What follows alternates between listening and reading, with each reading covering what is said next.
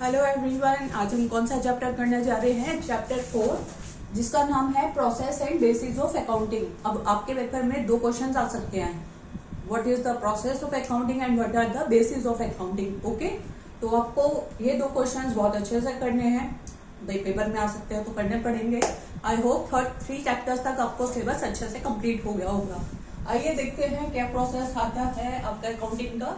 Number first, identification of transaction.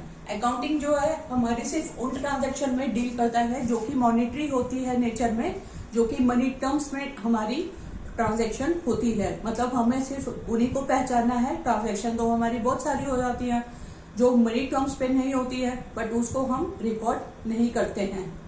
समझाया था ना आप लोगों को पहले से।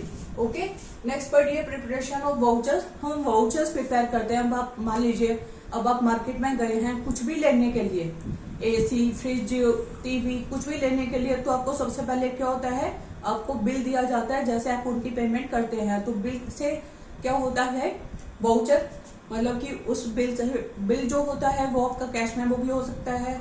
बिल हो गया, कैश मेमो हो गया, ये इनवॉइस हो गया। मतलब ये चीज दी जाती है ना आपको, भाई हाँ आपने पेमेंट कर दी है, ले लीजिए। फिर आप जो है अपने अकाउंट्स में खुद रिकॉर्ड करते हैं, भाई हाँ हमारी एंट्री क्या हो गई, मतलब हमारे पास क्या है और क्या गया, राइट। तो उसको वो बोलते हैं प्रिपरेशन ऑफ वाउचर्स। उसके बाद जब आपका वाउचर्स कंप्लीट हो जाता है, फिर रिकॉर्डिंग करी जाती है आपके ओरिजिनल एंट्री में, मतलब जनरल में। जनरल एंट्रीज में रिकॉर्ड किया जाता है क्या आपके पास आया और क्या आपके पास गया। Next, posting to ledger. फिर लेजर में पोस्ट किया जाता है, ठीक है। उसके बाद प्रिपरेशन ऑफ ट्रायल बैलेंस। फिर ट्रायल बैलेंस को प्रिपेयर किया जाता है और फाइनेंशियल स्टेटमेंट्स को। फाइनेंशियल स्टेटमेंट्स क्या होती हैं, आपका trading account, profit and loss account और बैलेंस शीट, ये आपका जो है ट्रायल फाइनेंशियल स्टेटमेंट्स होती हैं। आइए एक बार रिवाइज कर लीजिए। Accounting deals with business transaction. Accounting जो है उन बिजनेस ट्रांजैक्शन के साथ डील करता है जो कि मॉनेटरी होती है, मनी टर्म्स पे होती है। अदर ट्रांजैक्शन मतलब दूसरी ट्रांजैक्शन को रिकॉर्ड नहीं किया जाता। सेकेंड पॉइंट, सोर्स डॉक्यूमेंट्स के बेसिस पे एंट्रीज को सबसे पहले रिकॉर्ड करा जाता है वाउचर्स में। सोर्स डॉक्यूमेंट मतलब कैश मेमो हो गया, इनवॉइस हो गया, उसे बोलते हैं, उसे रिकॉर्ड करा जाता है पहले वाउचर्स में, और वाउचर्स के बेसिस पे रिकॉर्डिंग आप करते हो जनरल एंट्रीज की बुक्स में। ओके, तो जिन बुक्स में ट्रांजेक्शन्स को रिकॉर्ड करा जाता है पहली बार, उसको हम बोलते हैं books of original entry. Next, transfer all entries, मतलब हमने सारी की सारी एंट्रीज को जो है ट्रांसफर कर देना है, जिसको रिकॉर्ड किया जाएगा जर्नल में या सब्सिडरी बुक्स में, रिस्पेक्टिव अकाउंट्स में, ठीक है। आपने सारी की सारी मतलब एंट्रीज को जिन्हें रिकॉर्ड किया जाता है जर्नल में या सब्सिडरी बुक्स में, आपने उसे लेजर में जो है ट्रांसफर कर देना है। फिर आपको लास्ट में ट्रायल बैलेंस प्रिपेयर करना होगा, trading account, profit and loss account, balance sheet उसके बाद प्रिपेयर करना होगा। I hope this process is clear to you. अच्छे से करना है, जो ना समझ आए उसको प्लीज पूछते रहिए कमेंट सेक्शन में। ओके,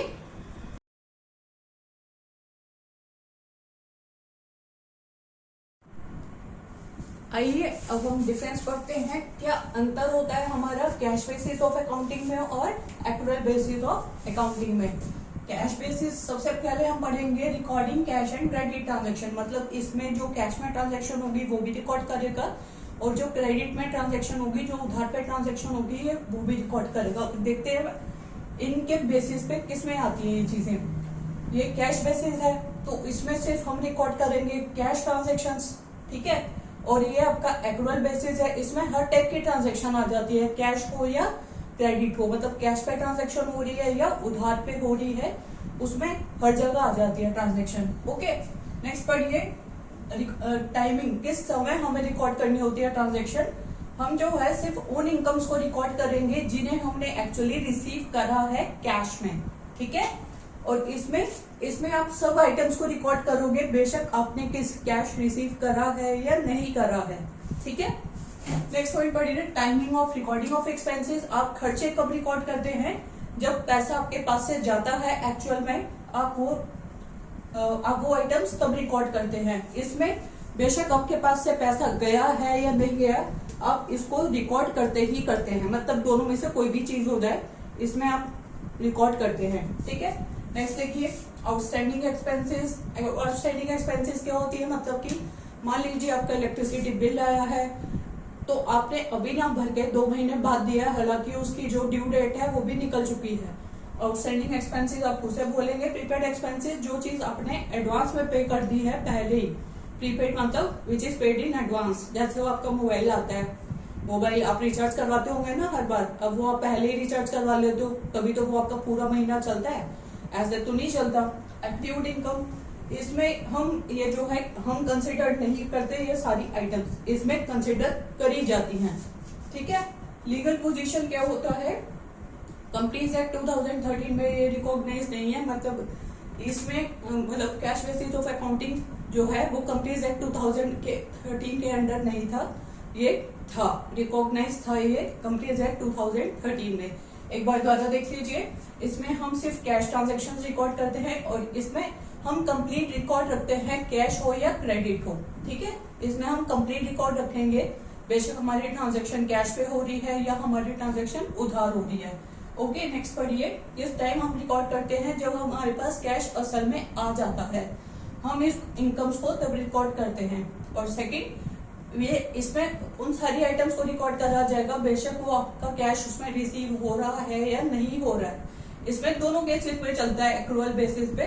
कैश में जब कैश में असल में आइटम मतलब इनकम आई या हमारा खर्चा हुआ असल में, इसमें ये कैश बेसिस पे होता है। ओके, अब जैसे एक्सपेंसेस हुए तो एक्सपेंसेस मतलब खर्चे में क्या होगा, जब हमारे पास से असल में पैसा गया, इस पे कैश बेसिस में वो तभी रिकॉर्ड होगा। और इसमें बेशक गया या नहीं गया, और जब तक जाएगा इसमें सारी टाइप की ट्रांजेक्शन जो है रिकॉर्ड हो जाती हैं। फोर्थ, इसमें हम कंसिडर नहीं करते, आउटस्टैंडिंग एक्सपेंसेस हो गए, प्रीपेड एक्सपेंसेस हो गए, उसमें हम कंसिडर करेंगे। लीगल पोजीशन, ये रिकॉग्नाइज नहीं है अंडर कंपनीज एक्ट में, ये रिकॉग्नाइज है।